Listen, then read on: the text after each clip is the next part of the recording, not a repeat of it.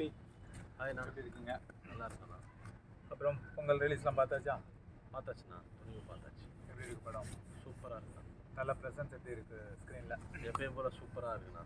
எல்லாம் சூப்பராக பண்ணியிருக்காரு. ஃபைட்டு, பாட்டு, படம் விறுவிறுப்பெல்லாம் எல்லாமே நல்லா இருக்கு. எல்லாமே நல்லா இருக்குண்ணா. சூப்பராக இருக்கு படம். நானும் கேள்விப்பட்டேன். அப்புறம் ஒரு ஆர்டிக்கல் பார்த்தேன் நாணய விகடனில். பொதுவாக நாணய விகடன் வந்து இன்வெஸ்ட்மெண்ட்ஸ், செலவுகள், வரவுகள் பற்றிலாம் எழுதுவாங்க. இந்த வாட்டி திடீர்னு எனக்கு ரொம்ப ஷாக்கிங்காக இருந்தது. துணிவு பற்றி குறிப்பிட்டிருந்தாங்க. அதனால் அதை எடுத்து படித்தேன். அந்த ஆர்டிக்கலில் என்ன சொல்கிறாங்கன்னா, துணிவு படத்தில் மியூச்சுவல் ஃபண்ட்ஸ் பற்றி சொல்லியிருக்காங்க அப்படின்னு சொல்லி ஒரு ஆமாண்ணா, அது ரிலேட்டடாக தான் போகும். அது பேங்க்கு அப்படி இப்படி தான் போகும். படம் சும்மா விறுவிறுப்பா அப்படி தான் போயிட்டுருக்கு. பட் அந்த மியூச்சுவல் ஃபண்ட் பற்றினா டீட்டெயிலாக எனக்கு தெரியல, சுத்தமாக தெரியாது. ஒன்றும் ஐடியா இல்லை. ஸோ மியூச்சுவல் ஃபண்ட்ஸ் எப்படின்னா எப்படி இயங்குது அப்படின்னு பார்த்தா அது தமிழில் பரஸ்பர நிதின்னு சொல்லுவாங்க. இப்போ பொதுமக்கள் பங்கு சந்தையில் முதலீடு செய்யணும் அப்படின்னு விருப்பப்படுற பொதுமக்கள் வந்து நிறைய சந்தையில் முதலீடு செய்யறதுக்கான கம்பெனிஸ் எல்லாம் என்ன ஏதுன்னு ஆராய்ச்சி பண்ணுறது நிறைய நேரம் செலவிடணும்.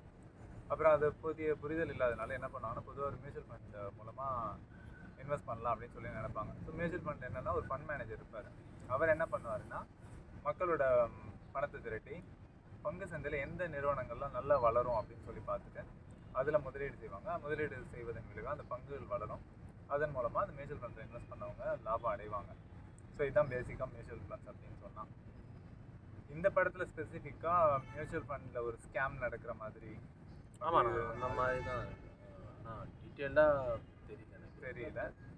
அகெயின் சினிமானும் போது அது ஒரு யதார்த்தமோ எக்ஸாஜரேஷன் எல்லாம் கலந்தது தான். ஏன் அது அப்படியே யதார்த்தத்தை அப்படியே எடுத்து சொல்லலாம் சொல்லி நம்ம சினிமாவை கேட்க முடியாது. ஏன்னா சினிமான்றது ஒரு என்டர்டெயின்மெண்ட் மீடியா. அதில் கொஞ்சம் எக்ஸாஜரேஷன் இருக்கும், கொஞ்சம் கற்பனை இருக்கும், அதெல்லாம் கலந்து தான் இருக்கும். அதனால் விறுவிறுப்பாக இருந்த வரைக்கும் நல்லது தான். இந்த ஆர்டிக்கல் என்ன குறிப்பிட்டிருக்காங்கன்னா, இந்த போன்சி ஸ்கீம் அப்படின்னு சொல்லிட்டு பொதுவாக நிறைய இடத்துல வந்து ஒரு ஆஃபீஸ் வச்சு மக்களை ஏமாற்றுவாங்க. என்கிட்ட பணம் கொடுங்க, நான் வந்து 1 லட்ச ரூபா கொடுத்தீங்கன்னா மாதம் 10,000 கொடுப்பேன் 15 மாதத்துக்கு. ஸோ 1.5 வருஷத்தில் உங்களோட தொகை வந்து 50% அதிகமாகிடும். அப்புறம் நீங்கள் ஆள் சேர்த்து விட்டிங்கன்னா அதுக்கு எக்ஸ்ட்ரா காசு அப்படின்னு சொல்லி இது பார்த்தீங்கன்னா ஒரு சிட்டியில் ஒரு பல இடங்களில் இந்த மாதிரி ஒரு ஆஃபீஸ் போட்டு இவங்க ஆர்கனைஸ்டாகவே செஞ்சிட்ருப்பாங்க.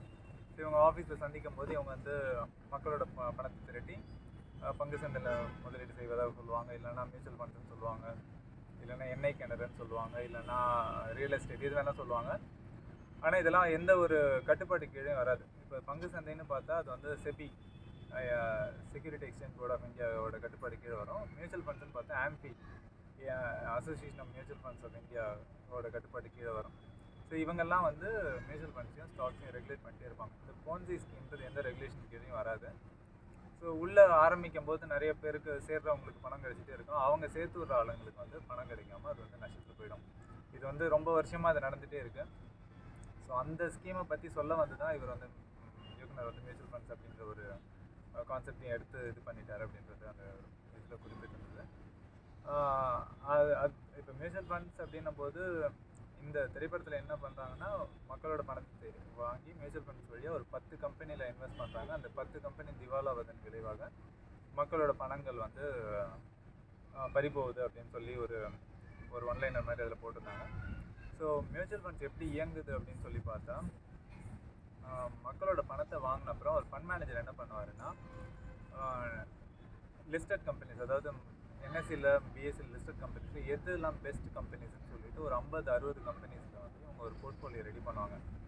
ஸோ அந்த போர்ட்ஃபோலியோக்குள்ளே போகும்போது எதுக்கு 50-60 கம்பெனி அந்த போர்ட்ஃபோலியோவில் இருக்கும் அப்படின்னு சொல்லி பார்த்தா ஒரு 4 கம்பெனி சரியாக பர்ஃபார்ம் பண்ணலன்னா கூட மிச்சம் இருக்க 40-50 கம்பெனி அதை காப்பாற்றிடும். ஸோ ஒரு ஆவரேஜாக வரும்போது ஒரு 12-13% லாபம் வந்துடும்ன்ற அடிப்படையில் தான் அந்த நிறுவனங்கள் இயங்கும்.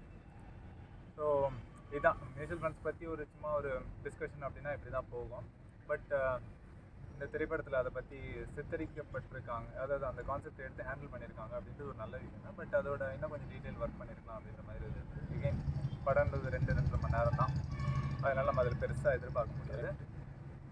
இந்த சைடில் இன்னொன்று எக்கனாமிஸ்டோட ஒப்பீனியன் என்னென்னா, மியூச்சுவல் ஃபண்டோட பார்ட்டிசிபேஷனில் இப்போ யூஎஸ் மாதிரி வளர்ந்த நாடுகளில் மொத்த ஜனதைகளுக்கு கிட்டத்தட்ட 50% மக்கள் பண்ணுறாங்க. ஆனால் இந்தியா மாதிரி நாட்டில் ஒரு 5% தான் இருக்காங்க. இந்த 5% ஜாஸ்தி பண்ணிட்டா நல்லது அப்படின்றது வந்து பொருளாதார நிபுணர்களோட கருத்து. ஏன்னு பார்த்தா இப்போ மியூச்சுவல் ஃபண்ட்ஸில் யார் அதிகமாக முதலீடு செய்கிறாங்க அப்படின்னு பார்த்தா ஹெச்என்ஐன்னு சொல்லுவோம், ஹை நெட்வொர்க் இண்டிவிஜுவல்ஸ், அதாவது அதிகம் பணக்காரர்கள். அப்புறம் டொமஸ்டிக் இன்ஸ்டிடியூஷன்ஸ்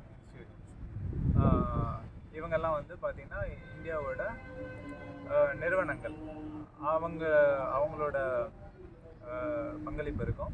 அப்புறம் எஃபிஐ எஃப்ஐஏன்னு சொல்லுவாங்க, foreign portfolio investors, foreign institutional investors, வெளிநாடுகள்லேருந்து வர தொகை. இதில் இவங்களோட கருத்து என்னென்னா, வெளிநாட்டிலேருந்து ஒருத்தர் இந்திய சந்தையில் முதலீடு செய்து லாபம் அடையும் போது ஏன் இந்தியர்களே லாபம் அடைஞ்சிக்கிறது இல்லை அப்படின்றது தான். அதனால் இந்த மியூச்சுவல் ஃபண்ட் கான்ட்ரிபியூஷன் வந்து இன்னும் மக்களிடையே வளர்றது வந்து ஒரு நல்ல அறிகுறியாக இருக்கும் அப்படின்றது ஒரு பொதுவான கருத்து. அந்த நிபுணர்களும் அதை தான்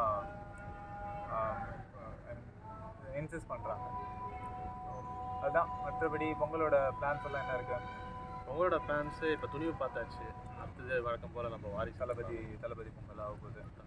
இந்த துணிவு அண்ட் வாரிசு ரிலீஸ் ஒரு வாரம் மக்களை பிஸியாக வச்ச மாதிரி இன்னும் அடுத்த வாரமும் அப்படி தான் பரபரப்பாக போகுது அப்படின்னு சொல்லி நம்மளும் நம்புகிறோம். ஸோ அவங்களோட சேர்ந்து நம்மளும் இந்த பொங்கலை கொண்டாடணும் அப்படின்னு சொல்லிட்டு நம்மளோட வாழ்த்துக்களை டிஸ்கஸ் தி அன்டிஸ்கஸ் சார்பாக மக்களுக்கு தெரிவித்து விட்டு நம்ம விடைபெறுகிறோம். Happy Pongal everyone.